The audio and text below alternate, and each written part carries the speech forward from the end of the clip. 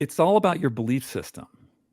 Like, do you believe you have agency in your health outcome? Most people don't. But if you believe your behavior, like in all the things we're talking about here is behavior, it's you doing something, will have an impact, and you want that impact, then you can move in that direction. It's not about being perfect or being like I measure everything. You don't have to do all that. It fits for your personality type. I mean, some people are It a little works bit for more me, like. but like I'm not suggesting that you do that. I'm just Mhm, saying, look in the mirror mhm. and just ask yourself, who do you want to be in the future? And move towards a vision of that. Welcome to Nutrition Without Compromise, a podcast brought to you by Orlo Nutrition. We believe that nutrition shouldn't be an either or, that you should never have to sacrifice your morals for your health or that of our home planet. Join natural products veteran Corinna Bellizzi and experts from around the globe as they discuss healthy solutions that are better for you and better for the planet.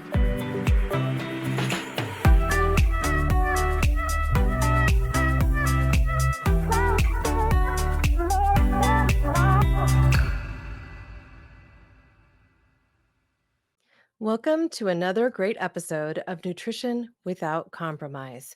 I'm your host, Corinna Bellizzi, and today we are going to dig deeper into healthy aging as I introduce you to my friend, David Harry Stewart. David is the founder and the face of AGEIST. He is a passionate champion of the modern 50 plus lifestyle and a leading authority on the mindset and aspirations that drive this influential demographic.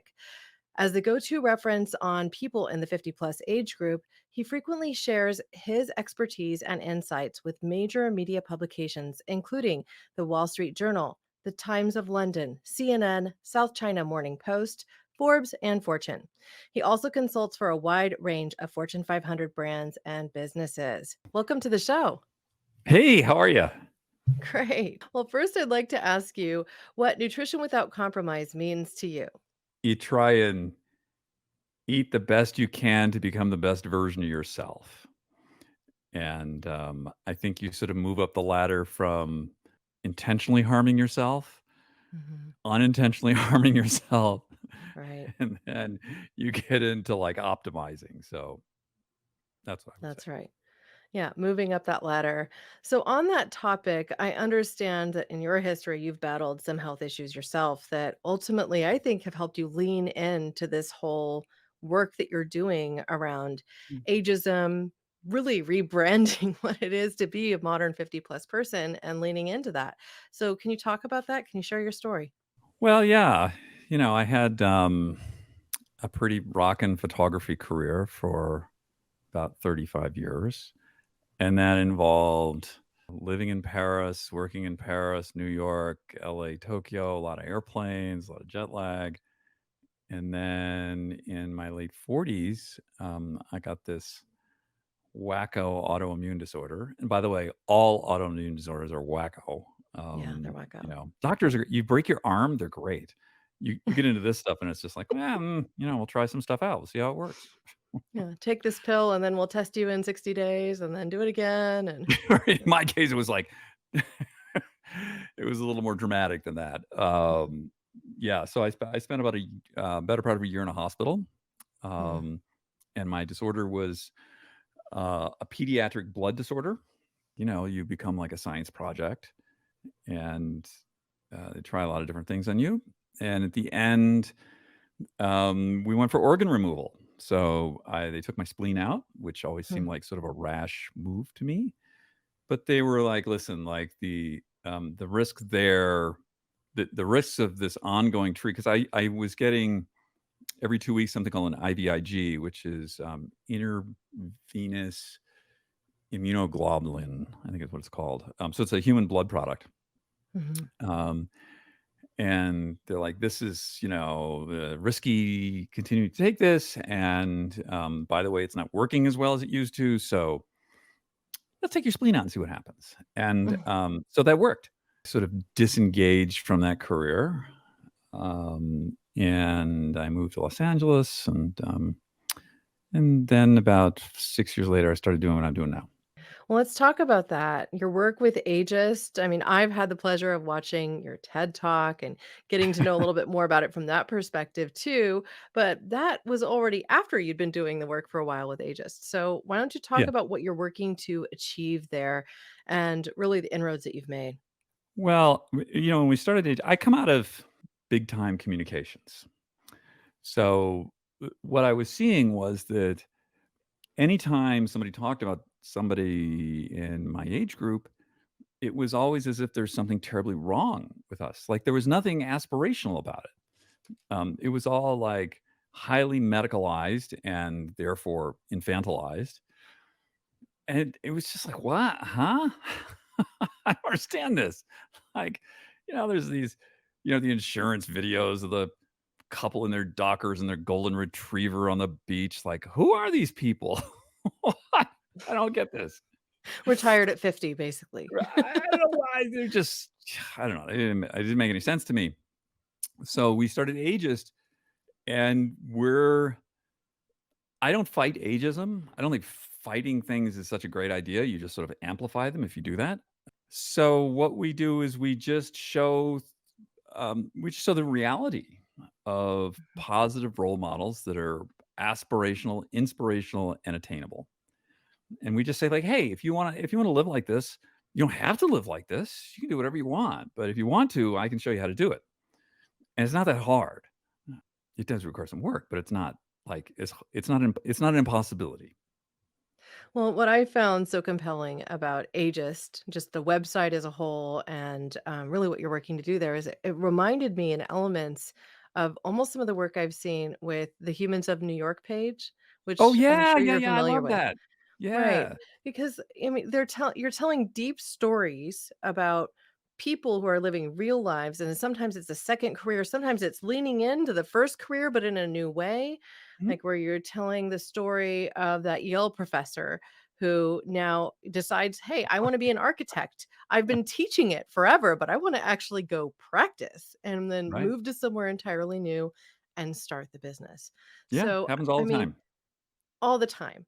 Mhm, People are often going into their second career or their true calling much later in life, 35, mhm, 40, 50, 55, 60, and mhm. continuing to work in some cases well into their 80s.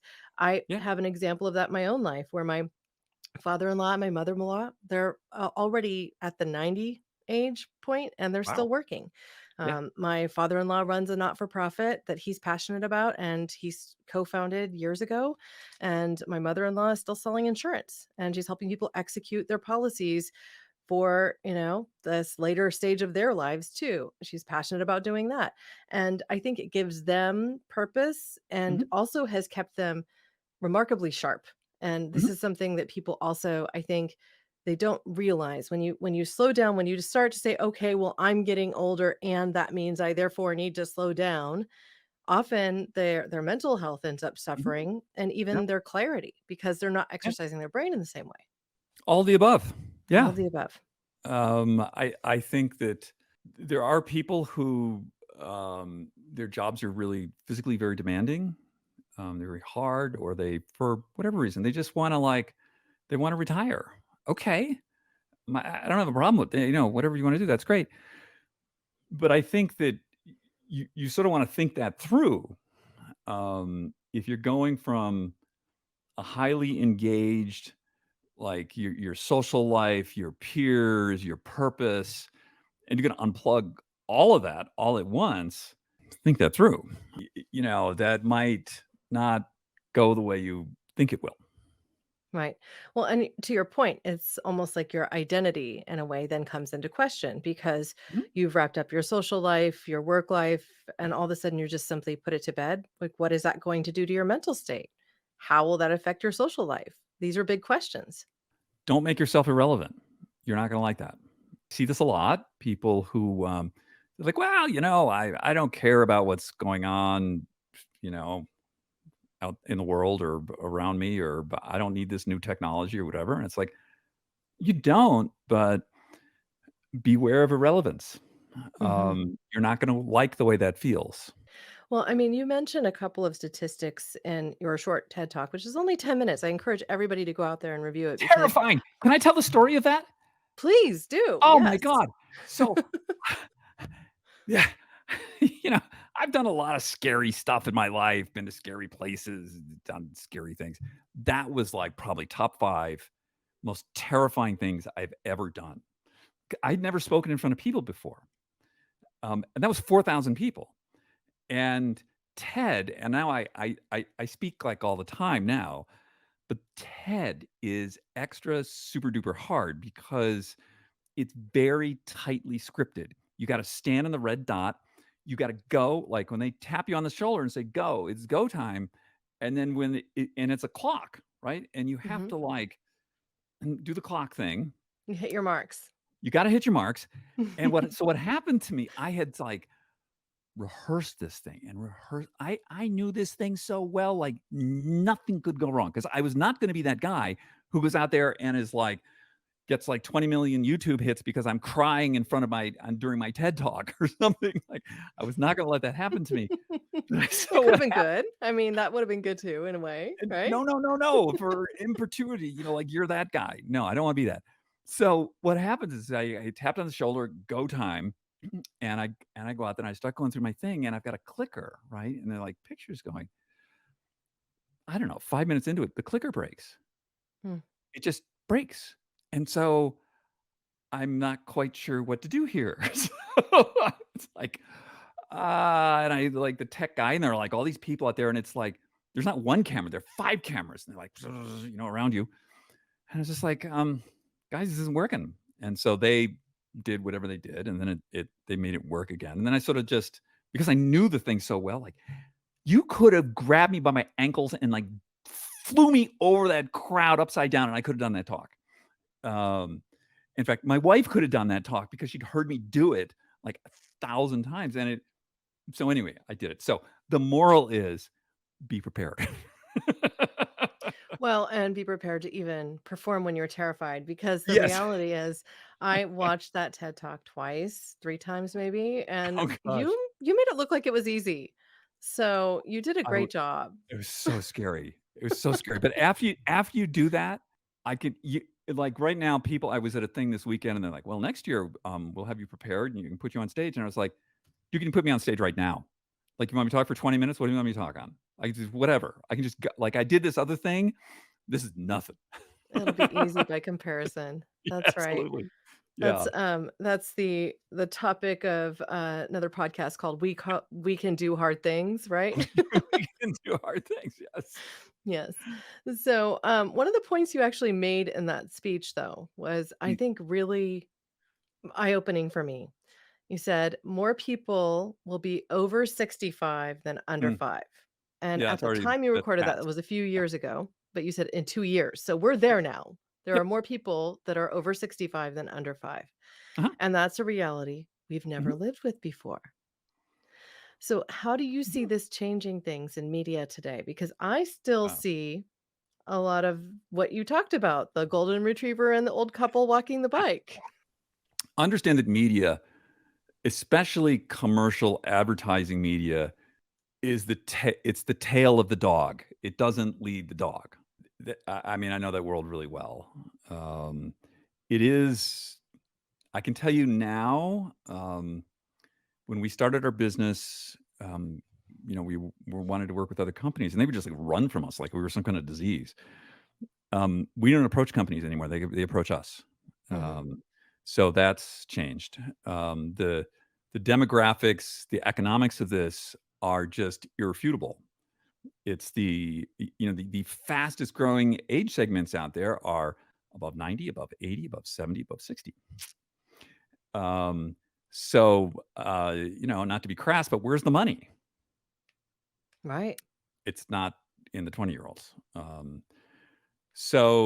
This is, where the communication will eventually catch up. And there's a lot of, not to like, the people in that business have a really hard job because youth marketing is comparatively very simple because it's essentially a monoculture. Young people, I love you, but you have a common understanding. You have a common basis of values and experience. As people get older, that diverges, and the older you get, the more that diverges.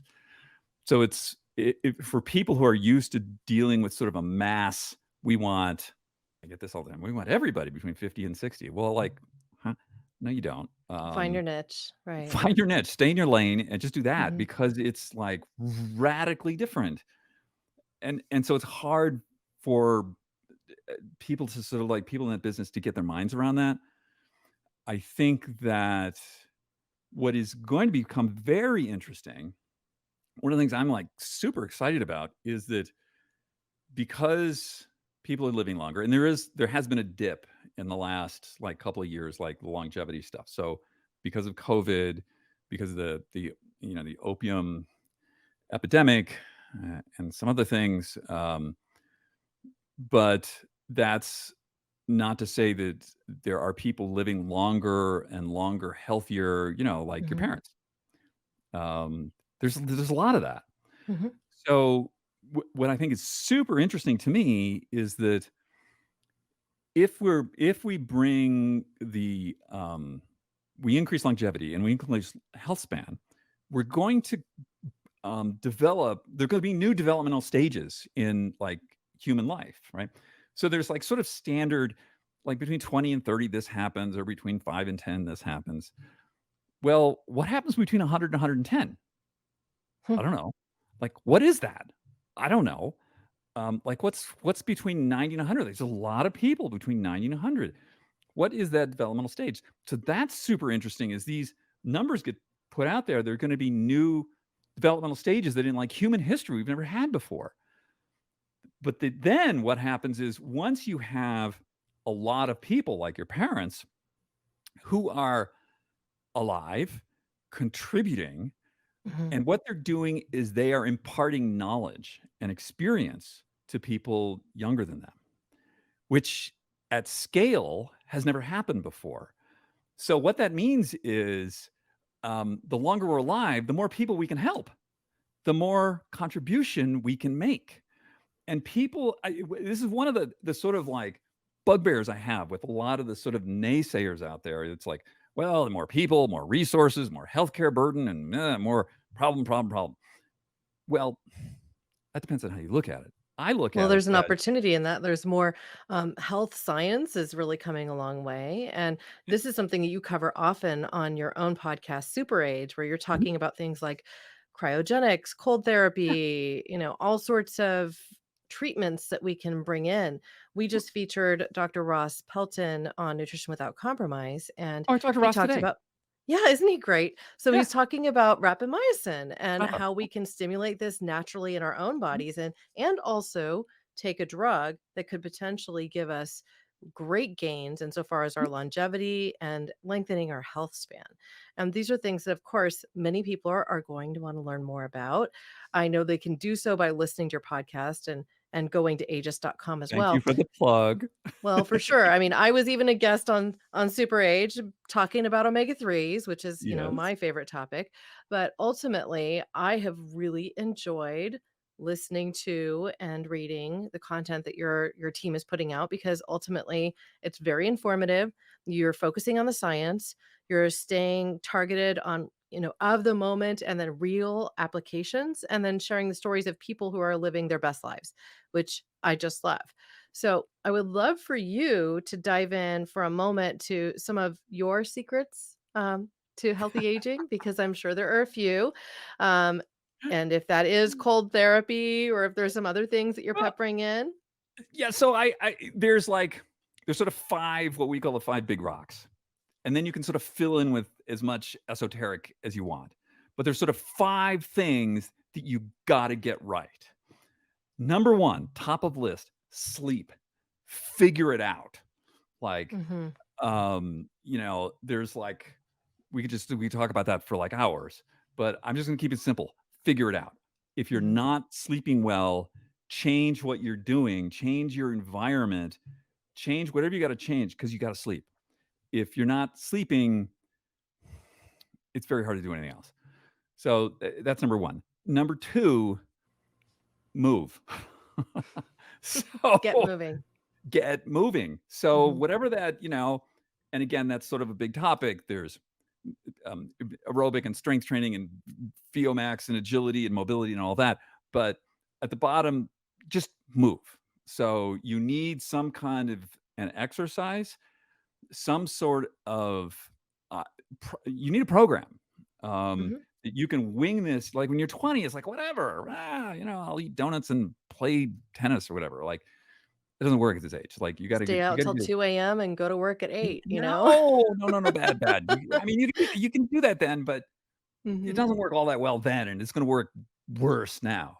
Right. So the second one is like, what goes into your mouth? What do like the subject of this podcast, nutrition. So nutrition, I feel, is highly personalized. I don't like giving a lot of recommendations on that. I mean, there's certain things that like you shouldn't eat. Mhm. But outside of that, it's everybody's a little different. But again, figure it out. Make sure you're eating the right things. Make sure you're getting tested. I'm really big on testing and tracking. You can't improve what you don't know, essentially. So Right. get clear on that. You need to be thinking about de-stressing. I Mhm. think we all live in this sort of hyped up sort of upstate, and you one of the skill sets that people need to develop, people who do this well, is how to move into downstate. So that's can involve walking in the park, hanging out with your friends, meditating. There's a whole sort of slew of things. But how to bring your body and your brain into a recovery state. You can't be full on all the time. The machine's going to break. You need to understand how to do that, and that's a skill. The last thing is purpose and community, and actually, this one can sort of overpower all the rest of them. So my favorite example is Jimmy Carter, who's, I don't know, 10,000 years old and has like every disease known to man, and he's out there swinging a hammer, building houses. Yep, Why? that's right. Because he has purpose. Those sort of purpose and community go together.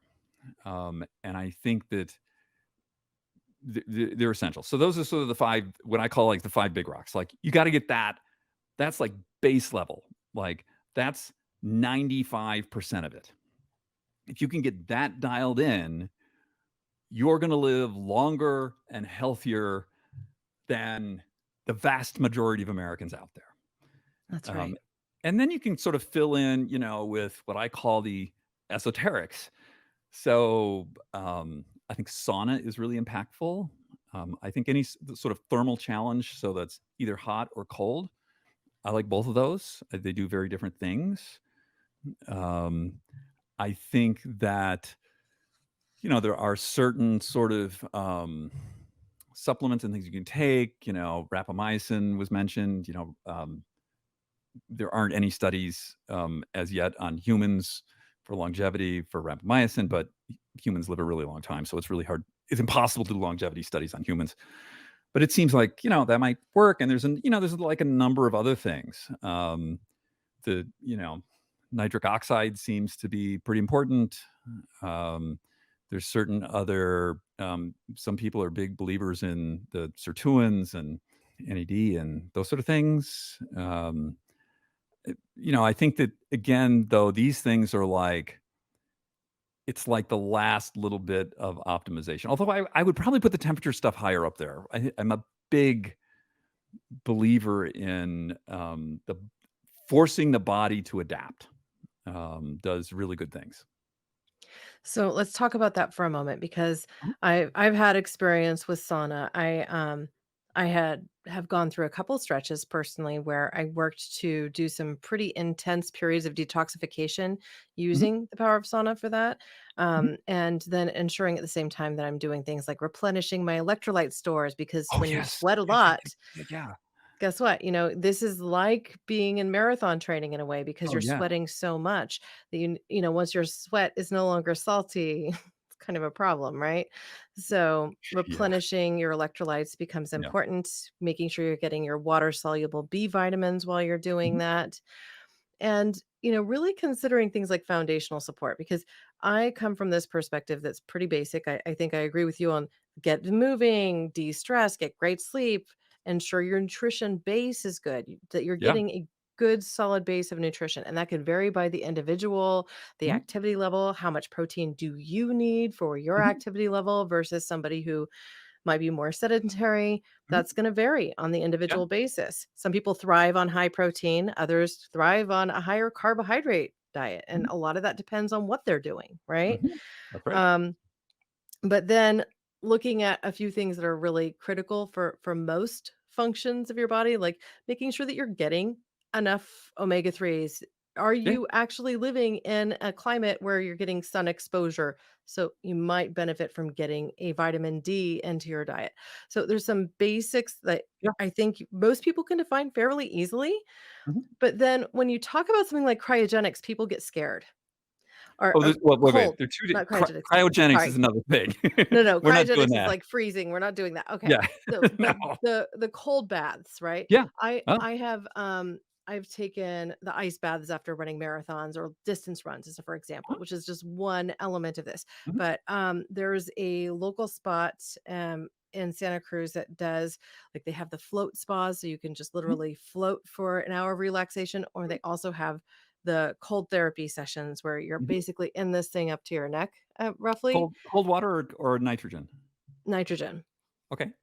So I'm just curious what you know about this. You just Oh, released yeah. episode 100 of SuperAge and you I know a covered lot this about on it. my birthday. So I gave it a listen, but maybe the 1-2 punch, that would be really great. Um, when I'm talking about cold, we're talking about voluntary exposure to cold with a desired outcome. We're not talking about, like, being poorly dressed and shivering, outside. So this is something that, we're doing consciously to cause some kind of an effect. Now I've experienced a lot of different flavors of this. The most basic form is cold water. And there are different kinds. So there's so what we'll do is we'll ratchet this up. Mhm. So the most basic kind is just sort of standing cold water. So like you get in a cold bathtub or something. That's may help with your mood.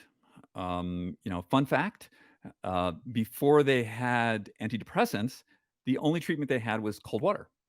And if you get cold, like especially in cold water for some period of time you get out, what's going to happen is your brain is going to get flooded with all these awesome chemicals, and you're going to feel super smart because the neuroadrenaline's going to go, the rest of the adrenaline's going to go. You've got all these happy chemicals going, and you're going to feel amazing. Um, so the cold you can do standing cold water, not that, sort of semi-effective. Then there's these, sort of tubs you can get into that are commercially available that have, moving cold water. So 50-degree, 40-degree, 32-degree, much more impactful. Because if you're in just sort of standing cold water, what happens is you build up this thin layer of warm water around your body. But if the water's flowing, that doesn't happen. So I found, like 40-degree flowing water pretty impactful. I've got, maybe 2 minutes in that before my toes and my hands start to really hurt, and I get out. The the so th- and the people like athletes tend to really like the cold water experience, so that or like ice, like getting in a tub of ice. And I have no, I'm just making up what I'm saying here. I don't really have any scientific evidence to this other than what I've seen, but athletes tend to like that sort of thing. It seems like what happens is there's sort of an anti-inflammatory effect from the cold. Like I trained with some Olympians here, and they're like, their coaches won't let them go into the ice because they want them to train with the uncomfortability of muscle soreness, but once in an event, they just love the coaches are like, okay, you can go in the ice now. They just love that. Because it reduces the recovery time significantly, speaking from experience here. Yes, absolutely. Yeah. Absolutely. So, no question about that. So, one of the ways that works is your body to keep you from freezing to death. All your blood sort of goes to your brain and your organs, goes into your core, leaves the extremities and your muscles and your bones. They're not essential.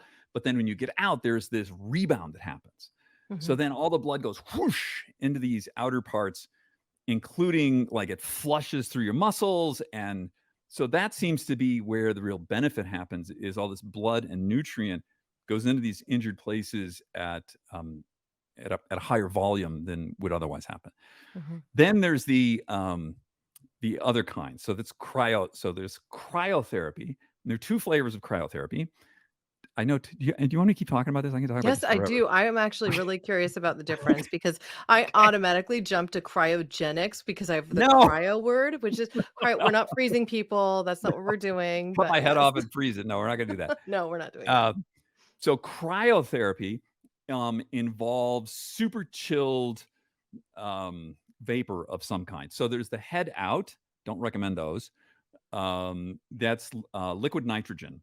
Those are actually, I think, probably the most dangerous because the um, the the pipe that puts the liquid nitrogen in, like if you touch that in some way when you're in there, you're going to get Frozen. a lot of damage to your body. Yeah. Froze The burn. other Freeze thing is burn, that basically.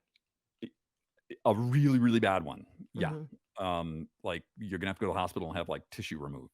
The other thing is it's nitrogen. So if the minimum wage attendant who's there decides to go out and like do whatever for a few minutes, and you have some kind of an for some reason you fall into the thing, right, and you breathe the nitrogen, that's a very bad outcome. Yeah. Um, but they work. The other kind, those are sort of the original ones. The other ones are full body, and Hmm. then so now what you're doing is you're in a capsule, and it's very cold air. So it's just regular air, and you're breathing it. And those are like minus 180 to minus 220. Now, Whoa. what I've noticed is the cryotherapy was actually developed in Japan for people with osteoarthritis, and I have noticed with people who have osteoarthritis that the cryo works really well on them, whereas the cold water doesn't work as well. Hmm. Athletes seem to want the cold water version, like the ice or the water, and I think it just sort of operates differently. Hmm. I do know that the people with osteoarthritis have told me that what they'll do is they'll go in, and it's not an immediate relief. It's like the next day. Hmm. And so I have a friend who has pretty bad problems with her hips, and she was like living on ibuprofen. And last 6 months, no more ibuprofen. She just goes to cryo once a week. She's a happy camper. So that I'm not saying it works for everyone. For this person, it works. I personally, the cryo to me is not as impactful to me as the cold water. Hmm. Like the cold, and I'm going to tell you a funny story. So I live in Park City, and in the winter it gets a little chilly here, right? Yeah. And we have this insane sauna in my gym where I want to know how hot it was, and I brought a meat thermometer in to like test it. My meat thermometer broke at 186 degrees. So I don't know what the temperature is, but it's crazy, crazy hot. So we go in there for like, like 15 to 20 minutes is about all you can That's a stand. lot. Yeah. Hmm. And then you go out in the winter, it'll be 10 or 15 degrees. And then we take one of the dumbbells and we break the ice in the pool, pull the ice away. You got to get the ice away because you'll cut yourself on the ice. And you go down in the pool, and so that water's like 32. Yeah. Um, It's the same temperature as ice, basically. same temperature as ice. Yeah. Yes. So Hmm. my record on that is like a minute. Hmm. But then you leave, and that, boy, do I feel like give me a math problem to solve. Like give me something like really, because your brain is just like go, go, go, go. Yeah. All right, that's all I know See, about cryo. See, now you're telling me in a way that I need to get back in the water again. I'm a scuba diver, and Okay. one of the coldest dives near me is at Monastery, which is in Carmel. Uh-huh. And this is the closest to the shore that the shelf is this deep. It's almost 2 miles there. It's a very, Ooh, very deep wow. welling. So we get this upwelling of very, very cold water. And Yeah. when I dive that site, it's routinely in the mid 40s, like Yeah. 46, 48, something like that. And the thing you notice when you get down there at depth is that your face just gets really, really cold. Oh, But you're going for a half hour, 45 minutes, doing your dive. And it goes, you're wearing wetsuit. Many people go dry. I just have my hood and my wetsuit. And I will say, coming out of that water, you feel invigorated for certain. my I my felt like, travel editor swims in the North Atlantic in a swimsuit. mhm. She wears things in her hands, her feet, and she's got a little rubber cap on, but year round. She doesn't miss a day, I don't know. like That's a 20 little cold minutes. for me. But, Yeah. the people I know that are from the, Puget Sound area that scuba Uh-huh. dive, they go to Hawaii, they don't bother wearing wetsuits at all. They'll just Yeah, walk right in with a T-shirt and be down for an hour dive, and it's no problem. yeah, Even in 70-degree water, I'll get cold yeah, at about an hour into a shallow dive. So I tend to wear even just a little shorty, but yeah. that is what it is. I am curious if there are specific supplements that you're taking every day, what they might be, because I know that you're going through your own health journey. And I also know that you use a fitness tracker. I happen to have seen quite a few videos of you Yeah. online showcasing that. So, can you tell us about those things that you're doing to optimize your health journey? Okay, let's start with the fitness trackers. So I use 2 kinds. Um, I wear a Whoop, and I use the Whoop to accurately track my sleep. The Whoop is the most accurate that I know of. I've tested all of, like, Auras and Garmin's and Apple Watches and all that. I mean, the Whoop's the most accurate because it collects the most data. It's what pro athletes, it's a Whoop. Um, I've never actually heard of it. So, oh, yeah, it's that. So it doesn't have a thing on it. It just does like one thing. Um, okay. It just does it and very well. it does it very well. Yeah, yeah. Mhm. The what none of these will do though is really there are 2 other things that I'm really interested in, which is my HRV, my heart rate variability, heart rate variability, which will tell you how much stress your body's under and how much stress you can put on it. And it's important that that be done, that you use a device where you're doing it the same time of day every day, and all these other the Apple watches. Apple HRV is like Planet Apple. I don't even know what it's talking about. And even the Whoop uses this funny algorithm on it that sort of averages it over the night. So I use something called a Morpheus, Hmm. and its sole function is I wake up in the morning and check my HRV, same time every day, and then when I exercise, none of the optically none of the optical ones really work well. So that's Apple, Garmin, Whoop, any of them, Wora, because what happens is when your heart rate starts going, they lose the plot. They just can't, like, because what they're looking optically at the blood vessel. So what you want is a chest strap that works electrically. I again use a Morpheus one, but a Polar makes them, any of the electrical ones, Yeah, because I what I had a want to know is Polar. when yeah, works great. Because what Mhm. you want to know is what's like.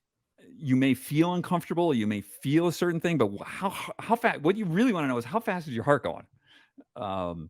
So that you can do actual zone training. Like you can do, are you at your aerobic threshold? Are you getting close to your max heart rate? You want to know these things. So I get very tracky with that Mhm. stuff.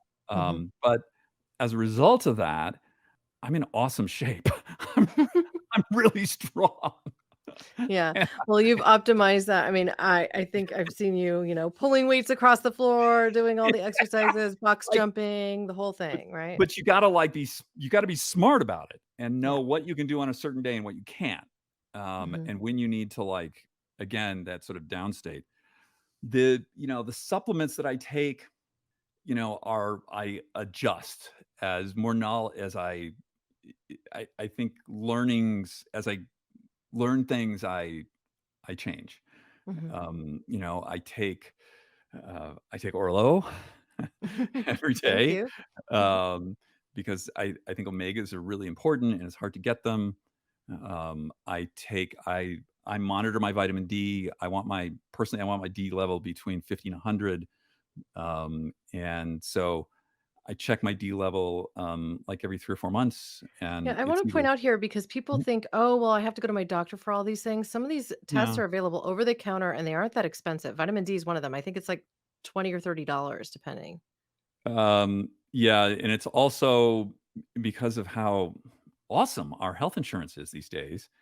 Mhm. Unless you request your doctor to test it in your physical, he probably won't, and he's just gonna say, like, "Well, just take, like, 600 IUs or something." That's just Yeah, which asinine. I mean, it's Um just you're shooting in the dark. I personally, it's one of those issues I have with our medical system, but my Yeah, doctor understands the importance of vitamin D, in particular for women as it relates to bone health and osteoporosis. absolutely. And so, she's of the mind, yes, that minimum of 30 is really just like, are you completely You're deficient? alive. Yeah, you're alive. Yeah, So, great. and because I have Mediterranean descent, even though I tan really nicely, I don't tend to make vitamin D as well from the sun, even Mm, if I'm exposing my inner arms and my belly. I just don't very well. And so I take at least 1,000 IU a day. mhm. And when I don't, when I forget, my levels test low. Yeah, Anti-aging medicine tends to want you to be kind of at that 80 mark. If you can get to 80, yeah. what is it, UL per ML, something like that, Mhm. that's great. 50 to 100, it can be hard to maintain. Yeah, I have to take, I haven't calibrated it since I've been taking Orlo, but with regular, like when I've been taking just a regular vitamin D supplement, so it's a D with a K.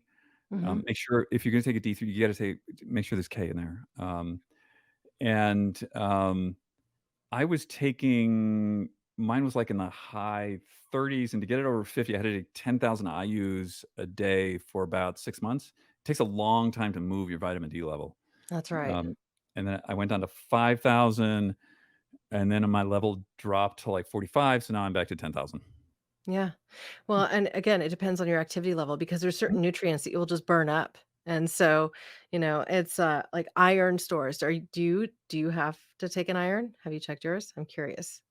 Hold on, because I'm nerdy. I keep all this in my phone. Yeah.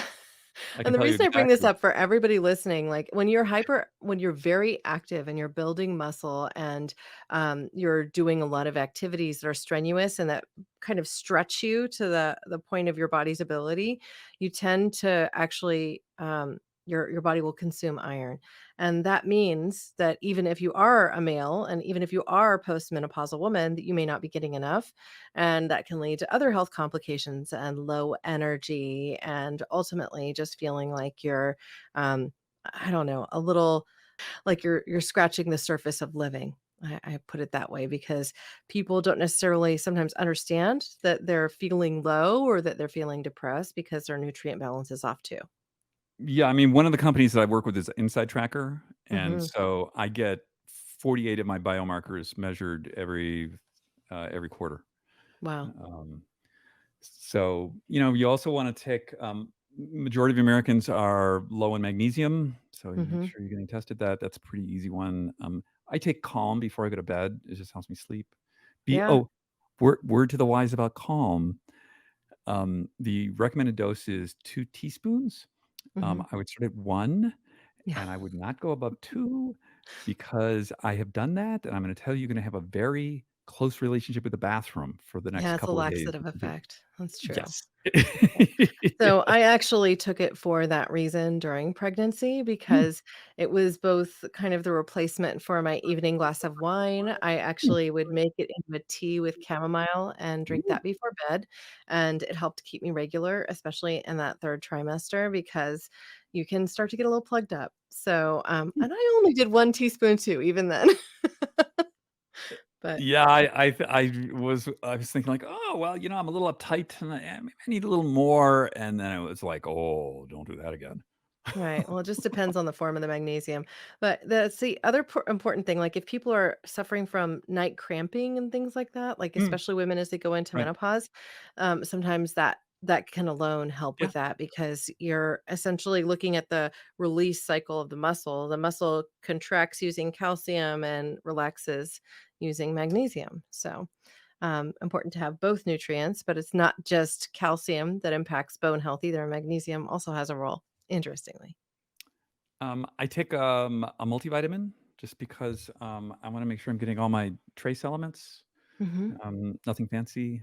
Um, I take, something for my eyes, and I'm gonna mispronounce it. It's spelled Lutein. I think it's spelled Lutein. Yeah. lutein, yes, I always Hmm. mispronounce that. I take a CoQ10. I take a couple of brain health things. I take one called, Cognizant, Hmm. and I take another one called, Percepta, and I got both of these from my buddy Rudy Tanzi, who's head of neurology at Mass General, Oh, yeah. and when Rudy tells me, "Take this, it's good for your brain," it's like, "Okay." I'll just take it. I don't question it. Yeah. Um, No, I hear you on that front. and, there's what else? I try to make sure I get some probiotic, Yeah. either, you can take a supplement. I think kimchi probably works pretty well, because it's prebiotic and probiotic all in the same mouthful. Yeah, fermented And foods are a great source for Mhm. probiotics, and there are plenty of fermented foods. It's been on the rise. I Mm, also like drinking kombucha, so you can get some okay, of your probiotics that way. there you go. Pickles, Pickles? Yeah, well, you pickles gotta get the right also. kind. Yeah. You gotta buy the refrigerated kind that have, like, Mhm. the bubbles. If you're getting the ones on the shelf, that's something else. No, that's right. That's Yeah. right. The shelf stable ones are a little bit questionable. We That's don't just vinegar. you don't want that, no. Right. Well, I just so appreciate you taking this time with me today, David. I was hoping that Yeah, you might share just your perspective on what piece of advice you would give to somebody who's listening to this particular podcast, made it to this point, and wants to know how they can ratchet up their health. What one thing would you leave them with? it's all about your belief system. Do you believe you have agency in your health outcome? Most people don't. But if you believe your behavior, like in all the things we're talking about here is behavior, it's you doing something, will have an impact, and you want that impact, then you can move in that direction. It's not about being perfect or being like I measure everything. You don't have to do all that. I It something fits for your personality type. I mean, some it's people what are a little works bit for more me, like, but, like, I'm not suggesting that you do that. I'm just mhm, saying, look in the mirror mhm. and just ask yourself, who do you want to be in the future? And move towards a vision of that. And that's your vision of you, not my vision of you or your version of me or any of that. No, it's you of you. And imagine how the best version of you is and behave in a way to cause that to happen. And you will cause that to happen. Easy as that. I love that. So, thank you so much for joining me today. I want to remind all of our listeners that you can find out more about David. You can listen to his podcast, SuperAge. You can find it anywhere you listen to podcasts and also visit ageist.com.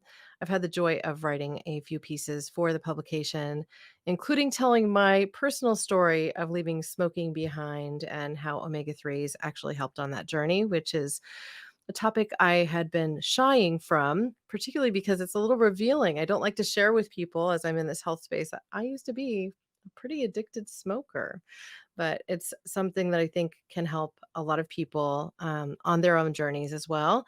So if you are curious, you can find that also on Ageist. So, David, where else would you prefer people connect with you? Because I will include links with show You can notes. knock on my door. I'll put my ad. No. Park City. I'll come knock on that door and we'll do the sauna and the I drop that huge pound, what is it? A kettlebell on your Yeah, the pool, jump in kettlebells. the Yeah. ice water. I don't think I'll be doing that anytime soon. I'm happy to bring anyone who wants to join me in the ice in January. Yeah. Okay, well, I will include links to everything we discussed Thank today you. with show notes. Thank you so much for joining me. This has been fun. Appreciate it. Now, before we leave, I want to be sure to remind everyone you can always find details about the items we discussed today, as well as links and complete transcripts, including the video version of this podcast at orlonutrition.com on the podcast page. Anybody listening can also receive an extra 10% off their order simply by using the coupon code NWC10 at checkout. That's NWC for Nutrition Without Compromise 10 at checkout, the number 10. Now, you can find out more about David Harry Stewart at AGEIST.com and also by listening to the SuperAge podcast. You can even find the episode I guested on. For anyone super interested in this whole conversation around cryotherapies, you can listen to episode 100 and learn all about it. Now, if there is anything that you'd like to say to me or to David, you can always reach out to us at Orlo Nutrition in social spaces or by sending an email to hello@orlonutrition.com. I'll be sure to share any questions with David and get right back to you. Thank you so much for joining me today. I hope that as we close today's show, that you'll raise a cup of your favorite beverage as I drink a cup of tea here and say, here's to your health. Thanks for listening to Nutrition Without Compromise. To make sure you never miss an episode, subscribe, rate, and review wherever you listen to podcasts. If you'd like to learn more, visit orlonutrition.com and join our mailing list. You'll gain access to complete show notes, features, and informative blogs, because nutrition shouldn't be an either-or.